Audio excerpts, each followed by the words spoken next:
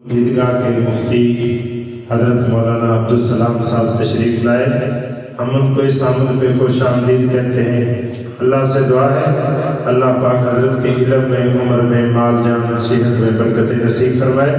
انشاءاللہ ابھی حضرت مختصر وقت کے لیے میں چند نصیحتیں فرمائیں گے، پھر انشاءاللہ اذان ہوگی، 1:10 پہ انشاءاللہ ظہر کی نماز ہوگی، اس کے بعد دوبارہ انشاءاللہ نماز کے بعد پروگرام شروع ہوگا۔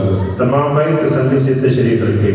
انشاءاللہ ابھی آپ کو واعظ و نصیحت خصوصی نصیحت فرمائیں گے جناب حضرت مولانا مفتی محمد عبدالسلام صاحب، مدرس جامع العلوم عیدگاہ بہار۔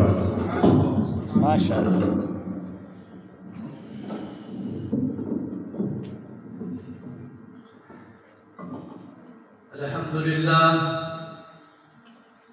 الحمدللہ وکفا والصلاة والسلام على رسوله محمد المجتبى وعلى آله وأصحابه أهل التقى والنقى، أما بعد فقد قال الله تبارك وتعالى في محكم كتابه وهو أصدق القائلين، فأعوذ بالله من الشيطان الرجيم، بسم الله الرحمن الرحيم، هل يستوي الذين يعلمون والذين لا يعلمون؟ وقال رسول الله صلى الله عليه وسلم، فضيلة العالم على العابد كفضل على أدناكم، أو كما قال عليه الصلاة والسلام۔ معزز سامعین کرام، میں نے یہ آیت کریمہ آپ حضرات کے سامنے تلاوت فرمایا۔ اللہ تبارک و تعالی اپنی بلا زبان بلا کیف کے ذریعے سے فرما رہا ہے، هل يستوي الذين، آیا برابر ہے جس نے مدرسہ دینیہ میں آ کر علم حاصل کی اور جس نے علم حاصل نہیں کیا، آیا وہ برابر ہے؟ آخر میں فرما رہا ہے ہرگز برابر نہیں اور برابر ہو بھی نہیں سکتا۔ ماشاءاللہ آپ حضرات کے مدرسے میں بچیوں کا جو مدرسہ ہے اور یہ مدرسہ میں بچیاں فارغ تحصیل ہوا اور یہ ایک دین اور دنیا کا مرکز ہے۔ دین اور دنیا کا کیسا مرکز ہوا؟ کوئی کہہ سکتا ہے کوئی اور جگہ پہ ہو مدرسہ، یہ کیسا مرکز ہو سکتا ہے؟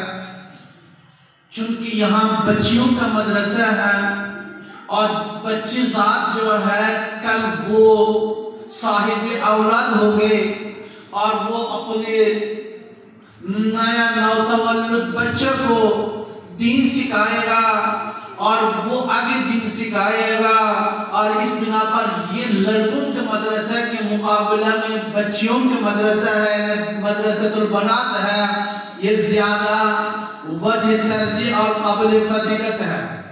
چونکہ مدرسہ سب سے پہلا باپ کے مقابلے میں ماں بنتا ہے۔ اگر ماں اہل علم ہو، صاحب علم ہو، اپنے اولاد کو دین کی طرف ترغیب دینے میں زیادہ اہل ہے، بخلاف مرد باہر کا بندہ ہوتا ہے، باہر کے آدمی ہوتا ہے اور وہ باہر سے کما کر بے شک لاتا ہے، ثواب کے لحاظ سے نہیں کہہ رہا بلکہ دین کی لحاظ سے، گھر کی ماحول بننے کے لحاظ سے ماں کا فضیلت حد سے بڑھ کر ہے۔ جیسا ایک حدیث پاک میں پیارے پیغمبر نے فرمایا इंसान फितरी तौर पर मुसलमान पैदा होता है। अलस्तु बिरब्बिकुम क़ालू बला के तशरीह में यही कह चुका है कि और हर इंसान फितरी तौर पर मुसलमान पैदा होता है, लेकिन देखता है कि बाद में वो किसी यहूदी के घर में या नसरानी के घर में या अल्लाह न करे ऐसा फासिक और फाजिर के घर में उनकी वालिदा साहिबा व बिलखुसूस अहले इल्म ना होने की वजह से, और वो क्या हो गए कि कुल्लुन्नास हर वो इंसान फितरी तौर पर इस्लाम में पैदा होता है, अगर अल्लाह ना करे उनकी वालिदा व बिलखुसूस दीनदार ना हो। अगर जैसे कि हदीस में आता है फ़अबूहु युहव्विदान व युनस्सिरान, यानी यही देखिए अगर वो यहूद और नसारा न भी हो और अगर उनको दीनी माहौल आलिमा न बनने की सूरत में, ना होने की सूरत में उनको अच्छा तरबियत न दे पाता है, और वो वालिदैन क़यामत के दिन मासूल आखिरत होगी। इस बिना पर उलमा ने लिखा सबसे पहले मदरसतुल बनात है, उनके बाद उनकी वालिदा साहिबा है। अब्बू दोपहर का बंदा होता है, सुबह निकल जाता है रोजगार में, तलाक खाना पीने के बंदोबस्त करने में, अम्मा वालिदा साहिबा उनको दीनी माहौल देता है। बेटा जब तुम बाहर जाओगे ये दुआ पढ़ना, घर आओगे ये दुआ पढ़ना, ये इस कोई गलत कदम न उठाना, गलत काम न करना, यही असली इस्लाम है। इस वजह से उलमा ने लिखा कि सबसे पहले वालिदा को देखना चाहिए। इस हद तक यहाँ तक लिखा भाई के शादी भी करना है, सबसे पहले ये किसी को दीनदार को वालिदा साहिबा, अगर किसी से शादी करना है अभी वालिदा बना भी नहीं है, दीन को तरजीह देने का हुक्म है। बेशक वो अब्बू के लिहाज से, खानदानी लिहाज से बहुत सरमायादार हो, लेकिन उनको तरजीह नहीं दे रहा, बल्कि जो वालिदा साहिबा जो शादी कर रहा है, कल औरत होने वाला है, उनको दीन को तरजीह देना, आया वो दीनदार ही या नहीं है, सबसे पहले इसको देखना चाहिए। माशाअल्लाह, अल्लाह इन जनाब को बरकत अता फरमाए, वबुल उज़्म मोहतरम साहिब को, और हमारा मेरा शागिर्द खास अब्दुल्ला साहिब को, अब्दुल्ला मुख्तार साहिब को, इन्होंने इस मदरसे को दिन दुगने रात चुगने तरक्की देने का एक जरिया बन रहा है, ये लोग कोशिश कर रहा है। इस वजह से ये आप लोगों के जो मदरसा है सबसे आला है, इसलिए कि बच्चियों के मदरसा है, बच्चियों के मदरसा आला होता है, और ये दूसरा लड़कों के मदरसे के तरह अच्छे तरह छंदे में जमा नहीं कर पाता है। मर्दों का तो कोई मसला नहीं है, कोई बच्चे को बाहर रखा है कि जाओ चंदा भी जमा कर दो, लेकिन बच्चे साथ को बाहर भेज भी नहीं सकता।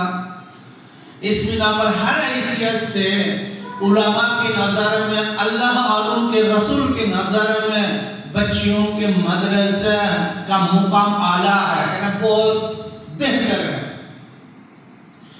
और जिसने ये इल्म से तो फारिग हुआ, आलिमा बन चुके हैं बच्चियां, और इनको फजलत है, इनको क्या कहना है, इनकी शान तो बहुत ऊंचा है। यहाँ तक इनका जो खिदमत करने वाला है और इनके खाना पकाने वाला है और इनको कोई चीज देने वाला है, ये भी सबसे आला है।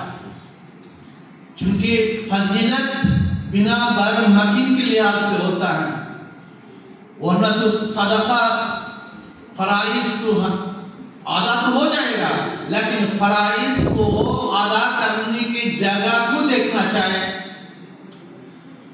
मसलन ज़कात देने में मुतलक हर एक को देने हो जाता है, लेकिन बच्चियों के मदरसे में अगर ज़कात देना, सदा زیادہ بہتر سے بہتر ہے۔ اب میں نے ایک حدیث اور پڑھا تھا کہ آپ حضرات کے سامنے فضیلت کے لحاظ سے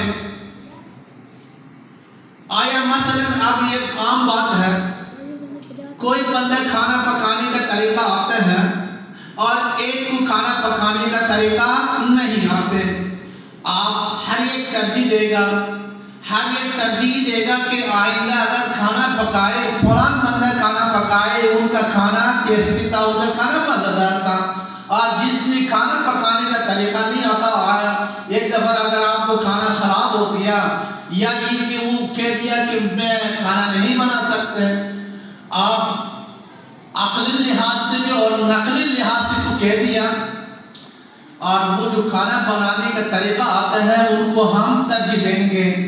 اور یہاں تو کھانا تو درکنار ماشاءاللہ آج علم بخاری جیسے بخاری کو ختم کر چکا ہے، یہ تو بالکل نور نالا نور ہے، بہت اعلیٰ سے اعلیٰ ہے۔ اللہ تعالیٰ آنے والا زمانہ میں الہ یوم الابد اس مدرسے کو اعلیٰ سے اعلیٰ ترقی دے دے، بہت آگے لے جائے، اور آج کل مدرسہ میں اتنا طالب علم ہے، انشاءاللہ طالبات ہے، انشاءاللہ آئندہ ہمارا دعا ہے ان سے بھی بڑھ چڑھ کر مدرسہ بھی ترقی کر دے، اور آپ لوگ بھی اس مدرسے کو بڑھ چڑھ کر حصہ دے دے، زکوٰۃ اور صدقہ کو انہی کو دے دے۔ ویسے حدیث میں بھی ہے کہ کوئی اپنے آس پاس مدرسہ والوں کو اپنی زکوٰۃ صدقہ نہ دے، دوسروں کو دے دے، اگر یہ مستحق ہو اس صورت میں آپ لوگوں کا دیا ہوا زکوٰۃ بھی نہیں ہوگی۔ یہ یاد رکھیے، یہ نکتہ شرعی نکتہ ہے، چونکہ آپ کا جو پڑوسی کا حق پہلے ہے، اور یہ مدرسہ آپ لوگوں کا پڑوسی ہے، اور اپنی زکوٰۃ اور صدقہ کو بھی یہاں ہی دے دے، چونکہ یہ حقدار ہے۔ اگر ان کا ہوتے ہوئی کوئی اور مدرسے کو دو گے، یہ حالانکہ مستحق بھی ہو، آپ لوگوں کا زکوٰۃ صدقہ نہیں ہوگی، یہ یاد رکھیں۔ ماشاءاللہ باقی مدرسے تو آپ کو پتہ ہے کہ ان کو تو باہر سے فنڈنگ آتا ہے، باہر سے وہ آپ لوگوں کے پیسے کی کوئی محتاج بھی نہیں ہے، لیکن یہ زیادہ آپ لوگوں کے لیے ضروری ہے۔ ان کو آپ لوگ آئندہ اپنے زکوٰۃ اور صدقہ انہی کو دیتے رہے۔ بہرحال ہر ایک اپنا حصہ ہے، میرا یہ رائے ہے کہ آپ لوگ یہاں دیتے رہے، آپ لوگوں کو ڈبل ثواب ہوگی۔